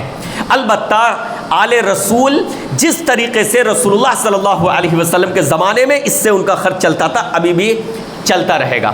تو حضرت ابوبکر نے جو یہ فرمایا تھا یہ کسی دشمنی کی وجہ سے نہیں، حسد کی وجہ سے نہیں، بلکہ حضرت ابوبکر صدیق اسی کو صحیح سمجھتے تھے اور اسی کو حق سمجھتے تھے کہ پیغمبر جو چھوڑ کر جاتے ہیں وہ صدقہ ہوتا ہے، وہ ان کی وراثت تقسیم نہیں ہوتی. تو حضرت بلکہ ابوبکر صدیق نے یہ بھی فرمایا تھا کہ اللہ کے نبی علیہ الصلاۃ والسلام جیسا کرتے تھے اس مال میں اس راستے سے نہیں ہٹوں گا. گویا کہ میرا مقصد نبی کے نقش قدم پر چلنا ہے. بہرحال جب حضرت علی رضی اللہ عنہ نے، بخاری شریف کی حدیث، حضرت علی رضی اللہ عنہ نے یہ کہا حضرت ابوبکر صدیق سے کہ اے ابوبکر، آپ کے فضائل کے ہم قائل ہیں، آپ کے شرف کو ہم سمجھتے ہیں، آپ کے شرف کا ہم اعتراف کرتے ہیں، یعنی آپ کی فضیلت، آپ کے مقام و مرتبے سے ہمیں انکار نہیں ہے، اس سے کوئی اختلاف نہیں ہے. بس معاملہ یہ تھا کہ رسول اللہ سے قرابت کی وجہ سے ہم اس میں اپنا حق سمجھا کرتے تھے. حضرت علی رضی اللہ عنہ جب یہ فرماتے رہے تو حدیث میں آتا ہے بخاری شریف کی کہ حضرت ابوبکر صدیق کی آنکھوں سے آنسو بہنے لگے اور حضرت ابوبکر صدیق نے فرمایا علی، رسول اللہ کے رشتہ دار مجھے اپنے رشتہ داروں سے زیادہ عزیز ہیں، رسول اللہ کے رشتہ داروں کے ساتھ حسن سلوک مجھے اپنے رشتہ داروں سے زیادہ عزیز ہے. علی، میں نے جو یہ اپنا رویہ اختیار کیا تھا وہ صرف اس وجہ سے کہ رسول اللہ صلی اللہ علیہ وسلم سے یہی چیز ثابت ہے، اس وجہ سے، ورنہ مجھے کوئی یعنی حسد یا جلن نہیں ہے. رسول اللہ کی قرابت، آپ کی رشتہ داری ان کے ساتھ میں اچھا سلوک کروں، یہ مجھے اس چیز سے زیادہ محبوب اور پسندیدہ ہے کہ میں اپنے رشتہ داروں کے ساتھ اچھا سلوک کروں۔ مجھے نبی کے اور حضرت ابو بکر صدیق رضی اللہ عنہ، حضرت علی رضی اللہ عنہ کے گھر جب آیا کرتے تھے، حضرت حسن و حسین کھیل رہے ہوتے تھے تو آپ حضرت حسن کو اپنی گود میں اٹھا لیتے یا ان میں سے کسی ایک کو گود میں اٹھایا کرتے تھے اور ان سے دل لگی کیا کرتے تھے اور کہا کرتے تھے علی کے مشابہ نہیں ہیں، رسول اللہ کے مشابہ ہیں، یعنی ان صورت میں شکل میں اپنے نانا جان پر رسول اللہ صلی اللہ علیہ وسلم پر گئے ہیں۔ تو بعض لوگ ان شخصیات کو آپس میں جو ہے یہ کر کے دکھاتے ہیں کہ انہیں نفرتیں تھیں آپس میں، جبکہ ان میں آپس میں محبتیں تھیں، رحماء بینہم۔ تو بات یہاں سے نکلی تھی کہ حضرت علی رضی اللہ عنہ کا حوالہ میں بالخصوص اس وجہ سے جو ثابت ہے دیتا ہوں کہ آنکھیں کھل جائیں اور یہ پتہ چل جائے کہ حضرت علی رضی اللہ عنہ بھی ان کے فضائل کے معترف تھے، انہیں بھی ان کے فضائل کا اقرار تھا۔ چنانچہ حضرت عمر رضی اللہ عنہ کی جب وفات ہوئی اور حضرت عمر رضی اللہ عنہ نے اپنے بیٹے عبداللہ ابن عمر کو بھیجا تھا مائی عائشہ رضی اللہ عنہا کے پاس کہ جاؤ اور اماں کو سلام عرض کرنا اور کہنا کہ عمر اجازت مانگتا ہے کہ ان کے ساتھیوں کے ساتھ مجھے دفن کیا جائے۔ یعنی حضرت عائشہ کے حجرے میں رسول اللہ صلی اللہ علیہ وسلم تھے، ایک طرف حضرت ابو بکر صدیق کی قبر تھی، دوسری طرف کی جگہ خالی تھی، تو حضرت عمر چاہتے تھے کہ وہاں کے لیے مجھے اجازت مل جائے۔ حضرت عائشہ نے کہا کہ یہ جگہ تو میں نے اپنے لیے چھوڑی تھی، لیکن میں آج اپنے اوپر عمر کو ترجیح دیتی ہوں۔ حضرت عائشہ یہ صحابہ کی فضیلتوں کو جانا کرتی تھیں، یہ مقام و مرتبے کو جانا کرتی تھیں، اسی وجہ سے حضرت عائشہ کو جب پتہ چلا کہ بعض مصری لوگ اور بعض لوگ جو ہے صحابہ کو برا بھلا کہتے ہیں، حتیٰ کہ شیخین کو بھی گالیاں دیتے ہیں، تو اما عائشہ صدیقہ نے فرمایا امروا ان یستغفروا لاصحاب النبی صلی اللہ علیہ وسلم فسبوا، ارے حکم تو یہ دیا گیا تھا کہ نبی کے صحابہ کے لیے دعائیں کی جائیں اور لوگ گالیاں دیتے ہیں۔ حکم کیا دیا گیا؟ ربنا اغفر لنا ولاخواننا الذین سبقونا بالایمان ولا تجعل فی قلوبنا غلا للذین، حکم یہ دیا گیا قرآن مجید میں صحابہ کے تعلق سے کیا کہ اے اللہ ایمان میں جو ہم سے سبقت کر گئے، اللہ ان کے تعلق سے ہمارے دلوں میں کینہ حسد نہ رکھ، اللہ انہیں بخش دے، اللہ ہماری بھی مغفرت فرما دے، ان کی بھی مغفرت فرما دے، اور ہمارے دل میں ان کے لیے کوئی بھی حسد وغیرہ نہ ہو۔ حضرت عائشہ فرماتی ہے حکم یہ دیا گیا تھا، لیکن بعض لوگ ان کو گالیاں دیا کرتے ہیں۔ تو حضرت عائشہ تو جانتی تھی فضائل کو، مناقب کو، فضیلتوں کو، تو حضرت عائشہ نے فرمایا یہ جگہ میں نے اپنے لیے چھوڑی تھی، لیکن آج عمر کو اپنے اوپر ترجیح دیتی ہوں، اجازت دیتی ہوں۔ عبداللہ ابن عمر آئے، حضرت عمر نے کو بتایا گیا کہ آپ کے صاحبزادے آ چکے ہیں، کہا مجھے اٹھاؤ، ٹیک لگا کر اٹھایا گیا، کہا بیٹے کیا خبر لے کر آئے ہو؟ کہا ابا جان وہی خبر لے کر آیا ہوں جو آپ کو خوش کر دے، اما عائشہ نے اجازت دے دی ہے۔ حضرت عمر رضی اللہ عنہ نے فرمایا کہ اس سے زیادہ خوشی بختی کی بات، اس سے زیادہ خوشی کی بات میرے لیے اور کچھ نہیں ہو سکتی۔ حضرت عمر رضی اللہ عنہ کو وفات کے بعد غسل دینے کے بعد حضرت عمر کو چارپائی پر لٹایا گیا۔ بخاری شریف کی حدیث، حضرت عبداللہ ابن عباس رضی اللہ عنہ فرماتے ہیں ایک شخص نے پیچھے سے میرے اوپر کوہنیاں ٹیک لیں۔ کہتے ہیں کہ جس وقت حضرت عمر کو چارپائی پر لٹایا گیا اور لوگ ان کے لیے دعائیں کر رہے تھے، میں نے محسوس کیا ایک شخص نے میرے اوپر، میرے شانوں پر کوہنیاں ٹیک لی ہیں اور وہ یہ کہہ رہا ہے، کہتا ہے کہ اللہ تم پر رحم کرے، یعنی حضرت عمر کے لیے کہتا ہے اللہ تم پر رحم کرے۔ مجھے امید تھی کہ اللہ آپ کو آپ کے ساتھیوں کے ساتھ جمع فرما دے گا، یعنی آپ کی قبر بھی کہاں بنے گی؟ ادھر اللہ کے نبی علیہ السلام کی، ادھر حضرت ابوبکر کی اور ادھر حضرت عمر کی، ایک طرف حضرت ابوبکر ایک طرف حضرت عمر۔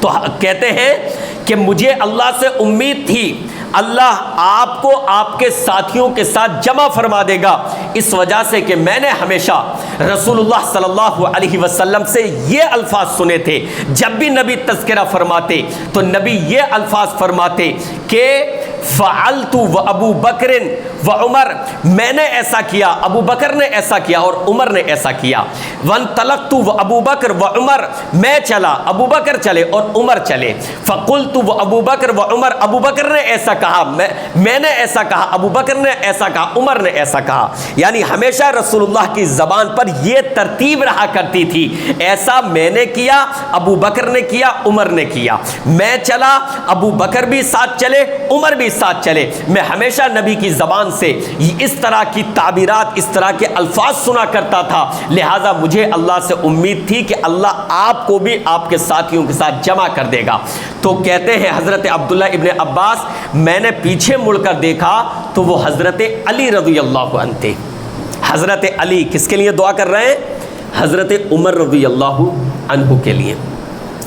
تیسرے خلیفہ، خلیفہ راشد، اہل سنت والجماعت کا اجماع ہے کہ تیسرے خلیفہ اور فضیلت میں تیسرا مقام حضرت عثمان رضی اللہ عنہ کا ہے۔ حضرت عثمان رضی اللہ عنہ داماد رسول، معلوم ہے ذو النورین کیوں کہا جاتا ہے؟ ذو النورین حضرت عثمان کو رسول اللہ صلی اللہ علیہ وسلم نے اپنی 2 صاحبزادیوں کا نکاح حضرت عثمان سے فرمایا۔ پہلے ایک صاحبزادی کا، حضرت رقیہ کا، پھر جب ان کی وفات ہو گئی تو حضرت ام کلثوم اپنی دوسری بیٹی کا نکاح بھی حضرت عثمان سے۔ تو ذو النورین کا مطلب ہوتا ہے 2 نور والا۔ رسول اللہ صلی اللہ علیہ وسلم نے یکے بعد دیگرے اپنی 2 بیٹیوں کا نکاح حضرت عثمان رضی اللہ عنہ سے فرمایا۔ حضرت ابو موسیٰ اشعری رضی اللہ عنہ فرماتے ہیں، ایک مرتبہ اللہ کے نبی علیہ الصلاۃ والسلام ایک باغ میں گئے اور دروازے پر مجھے مقرر فرمایا دیکھ بھال کے لیے۔ کہتے ہیں ایک شخص نے آنے کی اجازت مانگی، اللہ کے نبی علیہ السلام نے فرمایا اجازت دے دو اور انہیں جنت کی بشارت دے دو۔ کہتے ہیں تو میں نے کھولا تو دیکھا کہ حضرت ابو بکر ہے۔ پھر دوسرے شخص نے اجازت مانگی، اللہ کے نبی علیہ السلام نے فرمایا اجازت دے دو اور جنت کی بشارت دے دو۔ کہتے ہیں میں نے کھولا، دیکھا حضرت عمر رضی اللہ عنہ تھے۔ کہتے ہیں پھر تیسرے شخص نے اندر آنے کی اجازت مانگی، رسول اللہ صلی اللہ علیہ وسلم نے فرمایا اجازت دے دو اور جنت کی بشارت دے دو اور بتاؤ کہ ان پر پریشانی بھی آئے گی، ان پر ایک مصیبت بھی آئے گی۔ تو کہتے ہیں کہ میں نے کھولا، دیکھا تو وہ کون تھے؟ حضرت عثمان رضی اللہ عنہ۔ وہ پریشانیاں کہ باغیوں نے حضرت عثمان رضی اللہ عنہ کو مدینہ منورہ میں گھیر لیا۔ حضرت عثمان نے اپنے گھر کی چھت سے ان کی طرف جھانک کر دیکھا اور کہا، جو لوگ جاننے والے تھے ان کی طرف مخاطب کر کے، کیا تم یہ نہیں کہتے کہ مدینے میں فلاں کنواں اس کا پانی میں نے خرید کر وقف کیا تھا؟ کہا ہاں بے شک، اور اللہ کے نبی علیہ الصلاۃ والسلام نے اس کے لیے جنت کی بشارت دی تھی۔ کہا بے شک۔ کہا آج اس کنویں کے پانی سے مجھے ہی روکتے ہو؟ کہا کیا تم گواہی نہیں دیتے کہ رسول اللہ صلی اللہ علیہ وسلم نے جیش العسرہ کے بارے میں فرمایا تھا کہ جو اس کی تیاری کروائے اس کے لیے جنت ہے؟ میں تھا جس نے جیش العسرہ کو تیار کیا، یعنی اس کے لیے خوب تعاون کیا غزوہ تبوک میں۔ کہا ہاں بے شک۔ تو حضرت عثمان رضی اللہ عنہ یہ تمام باتیں کہنے کے بعد نیچے آ گئے، لیکن حضرت عثمان رضی اللہ عنہ نے یہ پسند نہیں فرمایا کہ ان کی وجہ سے مدینہ منورہ میں تلوار چلے۔ انہوں نے شہادت کو قبول فرما لیا، تمام ظلم و ستم سہے، لیکن تو حضرت عثمان رضی اللہ عنہ بھی ان صحابہ میں سے ہے کہ جن کا تیسرا مقام ہے فضیلت میں اور تیسرے خلیفہ ہیں۔ اہل سنت والجماعت کا اجماع ہے کہ مقام و مرتبے میں چوتھے نمبر پر سیدنا علی رضی اللہ عنہ ہے، اور وہی خلیفہ راشد ہیں چوتھے نمبر پر۔ پہلے حضرت ابو بکر صدیق، دوسرے عمر بن خطاب، تیسرے حضرت عثمان اور چوتھے حضرت علی۔ ابو بکر و عمر و عثمان و علی، لگتی ہے یہی ترتیب بھلی، لگتی ہے یہی ترتیب بھلی، ابو بکر و عمر و عثمان و علی۔ تو حضرت علی رضی اللہ عنہ، اللہ اکبر، احادیث میں رسول گرامی علیہ الصلاۃ والسلام کی زبان رسالت سے سیدنا علی رضی اللہ عنہ کی بھی بے شمار فضائل و مناقب ثابت ہیں۔ اللہ کے نبی علیہ السلام نے ایک مرتبہ حضرت علی رضی اللہ عنہ کو مخاطب کر کے ارشاد فرمایا، انت منی وانا منک، اے علی تم مجھ سے ہو اور میں تم سے ہوں۔ اور ایک موقع پر مسند احمد کی روایت رسول اللہ صلی اللہ علیہ وسلم نے فرمایا، من کنت مولاہ فعلی مولاہ، میں جس کا دوست ہوں علی بھی اس کے دوست ہے۔ مطلب کیا ہے؟ یعنی جو مجھے دوست رکھے تو وہ علی کو بھی اپنا دوست رکھے گا، جو میرا قریبی ہوگا وہ علی کو بھی اپنا قریبی، رسول اللہ صلی اللہ علیہ وسلم سے جو محبت رکھے گا وہ سیدنا علی رضی اللہ عنہ سے بھی محبت رکھے گا۔ غزوہ خیبر کے موقع پر رسول اللہ صلی اللہ علیہ وسلم نے اعلان فرمایا کہ کل کو میں یہ جھنڈا ایک ایسے شخص کو دوں گا کہ جس کے ہاتھ پر اللہ تعالیٰ فتح عطا فرمائے گا۔ صحابہ فرماتے ہیں کہ اللہ کے نبی علیہ السلام نے فرمایا کہ صبح کو فتح خیبر کے موقع پر غزوہ خیبر کے موقع میں یہ جھنڈا ایسے شخص کو دوں گا کہ اللہ جس کے ہاتھ پر فتح عطا فرمائے گا اور وہ اللہ سے محبت کرتا ہوگا، رسول سے محبت کرتا ہوگا، اور اللہ اور اس کے رسول اس سے محبت کرتے ہیں۔ میں کسے یہ جھنڈا دوں گا؟ اللہ فتح عطا فرمائے گا، وہ اللہ اور اس کے رسول سے محبت کرتا ہے اور اللہ اور اس کے رسول بھی اس سے محبت کرتے ہیں۔ صحابہ فرماتے ہیں ہم میں سے ہر شخص نے اس حال میں رات گزاری کہ وہ یہ امید رکھتا تھا کہ صبح کو جھنڈا اسے مل جائے۔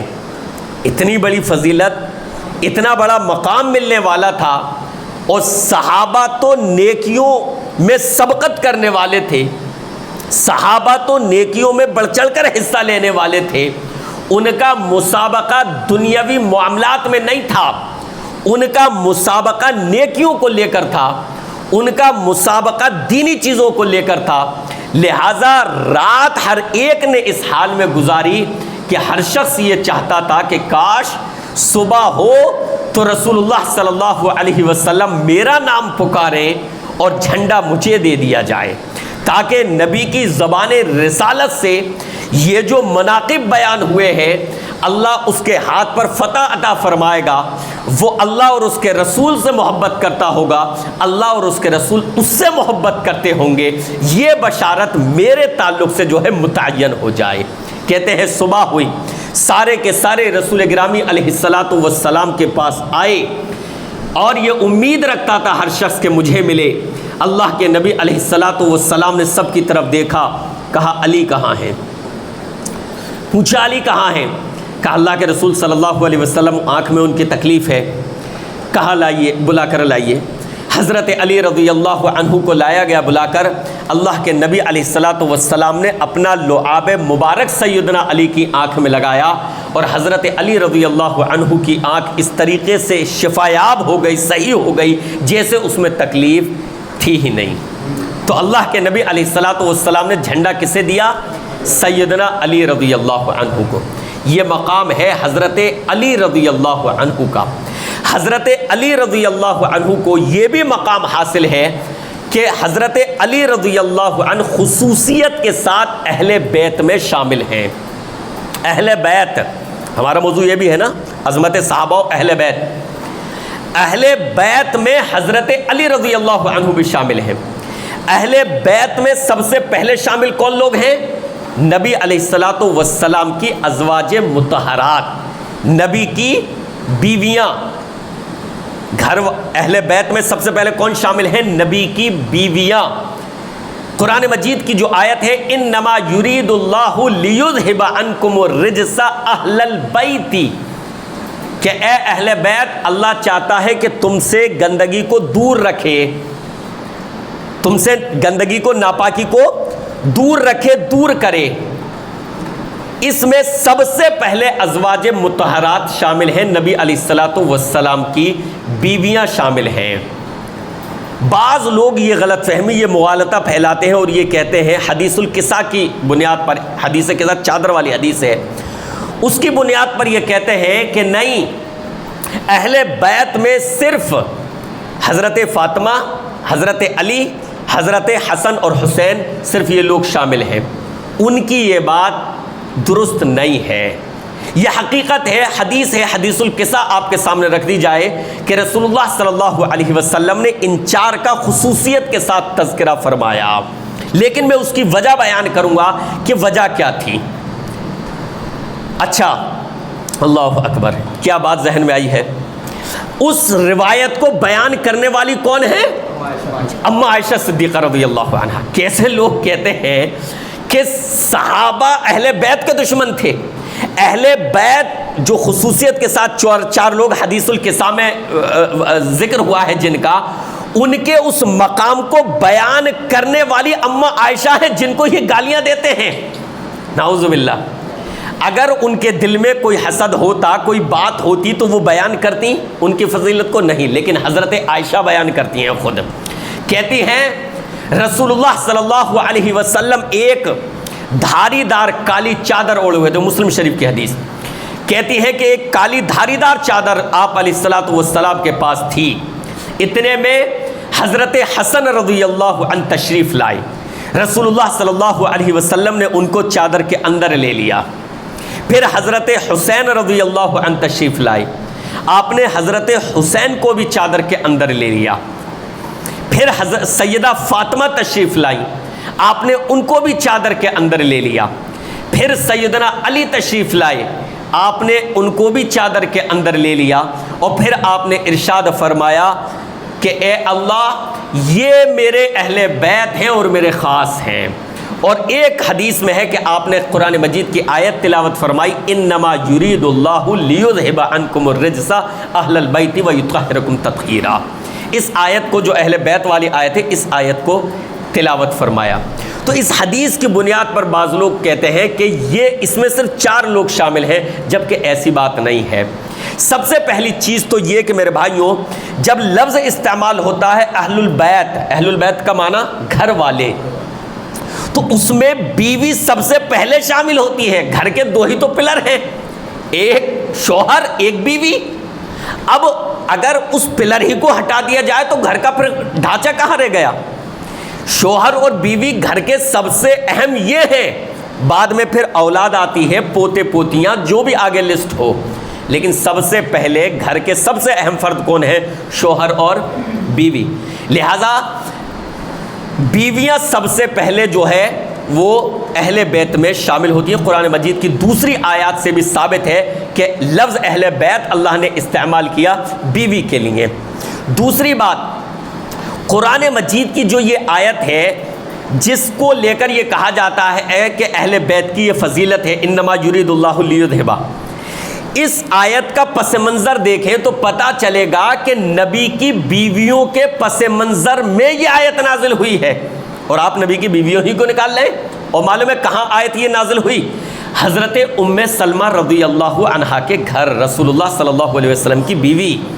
یہ آیت قرآن مجید کی نازل ہو رہی ہے ام سلمہ کے گھر، نبی کی بیوی کے گھر، اور اہل بیت کی لسٹ سے نبی کی بیویوں ہی کو نکال دیا جائے۔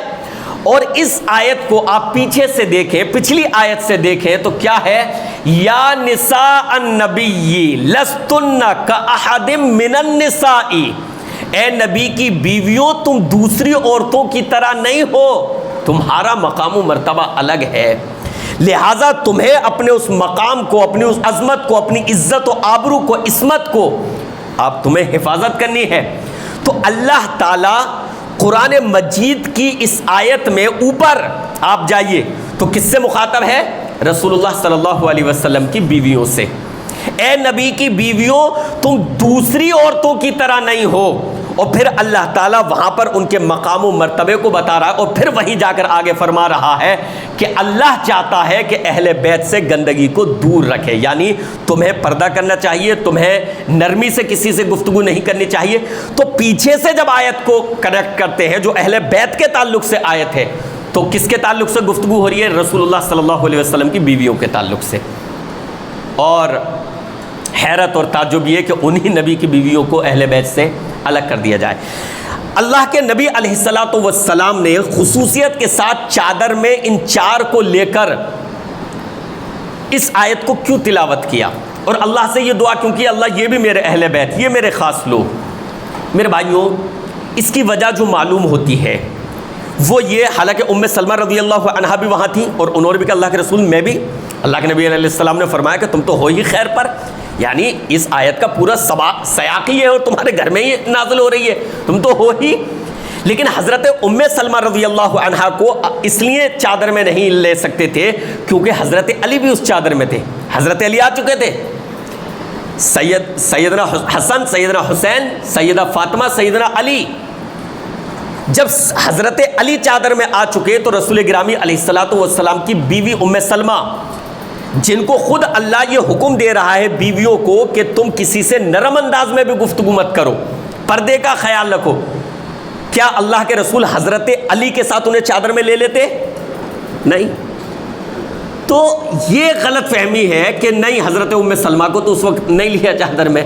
اللہ کے نبی علیہ الصلوۃ والسلام نے خصوصیت کے ساتھ ان چار کا تذکرہ اس وجہ سے فرمایا کیونکہ عام طور سے یہ سمجھا جاتا ہے کہ اہل بیت یعنی گھر والوں میں جو شامل ہیں وہ صرف گھر کے افراد ہیں جو گھر میں رہتے ہیں، لہذا رسول اللہ صلی اللہ علیہ وسلم کی بیویاں تو نبی کے گھر میں رہتی تھیں، تو یہ عام فہم، عام سمجھ بات ہے کہ یہ اہل بیت ہیں۔ کوئی کم سمجھ، کم فہم یہ نہ سمجھ لے کہ نبی کی یہ صاحبزادی، نبی کے نواسے، یہ لخت جگر یہ اہل بیت میں نہیں ہیں، لہٰذا اللہ کے نبی نے، کیونکہ وہ وہاں گھر میں نہیں رہتے تھے نبی کے ساتھ، تو اللہ کے نبی علیہ السلام نے خصوصیت کے ساتھ ان کو چادر میں لیا اور اللہ سے دعا کی اللہ یہ بھی میرے اہل بیت۔ اس وقت بھی جو ہے باہر کا سمجھا جاتا ہے جی، اور اس وقت بھی یہی ماحول ہے کہ بھائی گھر والے سے مراد یہ سمجھا جاتا ہے کہ جو گھر میں ہے، بس نبی کی جو گھر میں ہے، بیوی بچے جو گھر میں رہتے ہیں، تو لوگوں کسی کے ذہن میں یہ وہم پیدا نہ ہو جائے، لہٰذا اللہ کے نبی علیہ الصلوۃ والسلام نے خصوصیت کے ساتھ حسنین کریمین کو، حضرت فاطمہ کو، حضرت علی کو چادر میں لیا تاکہ لوگوں پر یہ چیز اچھی طرح سے واضح ہو جائے کہ اللہ یہ بھی میرے اہل بیت۔ حضرت حسن حسین رضی اللہ عنہ اہل بیت کے چشم و چراغ، ان کے فضائل و مناقب کا میرے بھائیوں کیا کہنا۔ حضرت رسول گرامی علیہ الصلوۃ والسلام ان سے بے انتہا محبت کیا کرتے تھے، اور ایک مرتبہ رسول اللہ صلی اللہ علیہ وسلم اپنے کاندھوں پر ان دونوں کو لے کر باہر نکلے اور کبھی حضرت حسن کو چومتے ہیں، کبھی حضرت حسین کو چومتے ہیں۔ صحابہ نے کہا اے اللہ کے رسول صلی اللہ علیہ وسلم، آپ ان دونوں سے بہت محبت کرتے ہیں، تو اللہ کے نبی علیہ السلام نے فرمایا ہاں میں ان دونوں سے بہت محبت کرتا ہوں۔ اور پھر اللہ کے نبی علیہ السلام نے فرمایا کہ اللہ تو بھی ان سے، اللہ میں ان سے محبت کرتا ہوں اور تو بھی ان سے محبت فرما۔ رسول اللہ صلی اللہ علیہ وسلم اپنے ان دونوں نواسوں سے بے انتہا محبت کیا کرتے تھے۔ حضرت عبداللہ ابن عمر رضی اللہ عنہما، بخاری شریف کی حدیث، ایک عراقی شخص نے آ کر سوال کیا حضرت عبداللہ ابن عمر سے، کہا کہ یہ بتائیے اگر احرام کی حالت میں اگر مکھی کا خون کپڑے سے لگ جائے تو اس کا کیا حکم ہے؟ احرام کی حالت میں آپ شکار نہیں کھیل سکتے، احرام کی حالت میں شکار نہیں مار سکتے، ساری یہ چیزیں ممنوع ہیں۔ وہ عراقی شخص حضرت عبداللہ ابن عمر سے دریافت کرنے لگا کہ اگر حالت احرام میں کوئی شخص مکھی مچھر مار دے، اس کا خون اس کے کپڑوں سے لگ جائے تو کیا حکم ہے؟ حضرت عبداللہ ابن عمر تڑپ اٹھے، کہا اس کی شکل تو دیکھو، اس عراقی کی شکل تو دیکھو، مکھی مچھر کے خون کے تعلق سے یہ سوال کر رہا ہے۔ یہ وہ عراقی وہ لوگ ہیں جنہوں نے رسول اللہ صلی اللہ علیہ وسلم کے لخت جگر کو قتل کیا ہے، نبی کے لخت جگر کو شہید کیا ہے، اور میں نے رسول اللہ صلی اللہ علیہ وسلم کو فرماتے ہوئے سنا ہما ریحانتایا من الدنیا، یہ دونوں میرے دنیا کے دو پھول ہیں۔ حضرت حسن اور حسین رضی اللہ عنہ دونوں، ایک نہیں دونوں، حضرت حسن بھی اور حضرت حسین بھی، حضرت فاطمہ رضی اللہ عنہا رسول گرامی علیہ الصلوۃ والسلام کی لخت جگر، اللہ کے نبی علیہ الصلوۃ والسلام ان سے بے انتہا محبت فرمایا کرتے تھے۔ اما عائشہ صدیقہ فرماتی ہیں آپ مرض الوفات میں تھے، حضرت فاطمہ رضی اللہ عنہا تشریف لائیں اور کہتی ہیں کہ سیدہ فاطمہ کی چال رسول اللہ کے سب سے زیادہ مشابہ تھیں، اللہ کے نبی علیہ السلام کی طرح چلتی تھیں۔ اللہ اکبر۔ یہ صحابہ اہل بیت کے فضائل بیان کریں، یہ صحابہ حضرت فاطمہ کی فضیلتیں بیان کریں، ان کی تعریفیں کریں، حضرت حسن و حسین کی تعریفیں کریں، عبداللہ بن عمر، اور یہ کہا جائے کہ یہ ان کے دشمن تھے، نعوذ باللہ استغفر اللہ، رحماء بینہم، یہ سارے کے سارے آپس میں ایک دوسرے سے محبت کرتے تھے۔ تو حضرت فاطمہ رضی اللہ عنہا تشریف لائی اللہ کے نبی علیہ السلام کے پاس۔ بہرحال وقت پورا ہو رہا ہے، 5 منٹ، جی میں ایک بات 5 منٹ میں عرض کروں گا میرے بھائیوں۔ بعض صحابہ میں جو معاملات ہو گئے، ان کے درمیان کچھ اختلافات، کچھ چیزیں، اس کے تعلق سے میرے بھائیوں سلف صالحین کا موقف یہ ہے، اور عافیت والا موقف یہ ہے کہ اس کے تعلق سے ہم اپنی زبانوں کو بند رکھیں۔ وہ اللہ کے حضور ہیں، اللہ رب العالمین نے ان کو بخش دیا۔ صحابہ معصوم نہیں، لیکن کیا ہے؟ مغفور، بخش دیے گئے۔ غلطیاں ان سے بھی ہوئی، خطائیں ان سے بھی ہو سکتی، وہ بھی انسان تھے، لیکن اللہ نے ان کی غلطیوں کو، ان کی خطاؤں کو بھی معاف فرما دیا۔ اسی وجہ سے صحابہ میں جو کچھ معاملات ہو گئے، ان کی زندگیوں کا کچھ حصہ، زیادہ حصہ نہیں، ان کا زیادہ حصہ تو اسلام کی قربانیوں میں گزرا، لیکن ان کی زندگی کا کچھ حصہ جو ان میں کچھ آپسی معاملات ہو گئے، ان کے تعلق سے عافیت والا موقف یہ ہے کہ اس کے تعلق سے ہم خاموشی اختیار کریں۔ تمام علماء، ابو زرعہ رحمہ اللہ فرماتے ہیں، کہتے ہیں کہ میں مصر گیا، میں عراق گیا، اور میں دنیا کے مختلف ممالک گیا، میں نے تمام جگہ علماء کو اس موقف پر پایا کہ صحابہ میں آپس میں جو کچھ چیزیں ہو گئیں اس کے تعلق سے اپنی زبانوں کو بند رکھا جائے، اسی میں خیر و عافیت ہے۔ اگر کسی ایک صحابی کے تعلق سے بھی کوئی اپنی زبان کو گندا کرتا ہے، بکواس کرتا ہے، تو وہ اپنے ایمان کی خیر منائے۔ ایک اور چیز کی وضاحت کر دوں، صحابہ سے بھی محبت ضروری ہے اور اہل بیت سے بھی محبت ضروری ہے۔ اگر کوئی شخص اہل بیت سے محبت کرے اس انداز میں کہ وہ باقی صحابہ سے بدظن ہو جائے، باقی صحابہ کو گالیاں دینے لگے، لعن طعن کرنے لگے، تو اہل بیت سے محبت کرنا اس کے کسی کام نہیں آئے گا۔ اور صحابہ سے کوئی محبت اگر اس انداز میں کرے کہ حضرت علی سے بدظن ہو جائے یا باقی اہل بیت سے بدظن ہو جائے، ان کی شان میں بے ادبی یا گستاخی کرنے لگے، اس انداز میں صحابہ کا دفاع کرے، تو صحابہ سے محبت، صحابہ کا دفاع کرنا اس کے کسی کام نہ آئے گا۔ ایک مومن کی کامیابی اور فلاح اسی میں ہے کہ وہ بیک وقت تمام صحابہ کا ادب و احترام کرے، وہ بیک وقت حضرت علی، حضرت عمر، حضرت عثمان، حضرت علی، حضرت حسن و حسین، حضرت عائشہ، حضرت امیر معاویہ، حضرت سعد بن ابی وقاص، تمام کے تمام صحابہ کا ادب و احترام کرے، اور ان میں جو معاملات ہوئے اللہ سے ان کے لیے صرف بخشش کی اور رحمت کی دعائیں کرے، اور اس تعلق سے اپنی زبانوں کو بند رکھے۔ محدثین نے ان چیزوں کو کتابوں میں درج کیا تاکہ علم چھپانے کے زمرے میں نہ آ جائیں، لہٰذا ان چیزوں کو کتابوں میں درج کر دیا، لیکن محدثین نے، سلف صالحین نے کبھی بھی عوامی ڈسکشن کا ان چیزوں کو موضوع نہیں بنایا، پبلکلی ان چیزوں کو ڈسکس نہیں کیا کہ ان میں یہ معاملات ہوئے، یہ معاملات ہوئے۔ اور ہم خود آپس میں یہ چاہتے ہیں، اگر ہمارے گھر میں کسی میں لڑائی ہو جائے، بھائی میں لڑائی ہو جائے، باپ بیٹے میں لڑائی ہو جائے، تو ہم گھر کی بات کو دباتے ہیں، گھر کی بات کو چھپاتے ہیں، ہم اپنے گھر کی باتوں کو چھپاتے ہیں، لیکن صحابہ میں اگر کچھ معاملات ہو گئے تو اسے سر عام بیان کرتے ہیں، اس کو پبلکلی ڈسکس کرتے ہیں، پبلک کا موضوع بناتے ہیں۔ میرے بھائیوں، سلف صالحین نے ایسا کبھی بھی نہیں کیا، لہٰذا اس تعلق سے اپنی زبانوں کو بند رکھنے ہی میں ایمان کی عافیت ہے۔ اللہ رب العالمین سے دعا ہے کہ رب العالمین ہمیں مرتے دم تک توحید پر جمع رہنے کی توفیق عطا فرمائے، رسول گرامی علیہ السلام سے محبت کرنے کی توفیق عطا فرمائے، تمام صحابہ، تمام اہل بیت سے محبت رکھنے کی توفیق عطا فرمائے، تمام صحابہ کا ادب و احترام کرنے کی توفیق عطا فرمائے، آمین یا رب العالمین۔ وصلی اللہ تعالی علی رسول خیر خلقہ محمد وآلہ وصحبہ اجمعین برحمتک یا ارحم الراحمین۔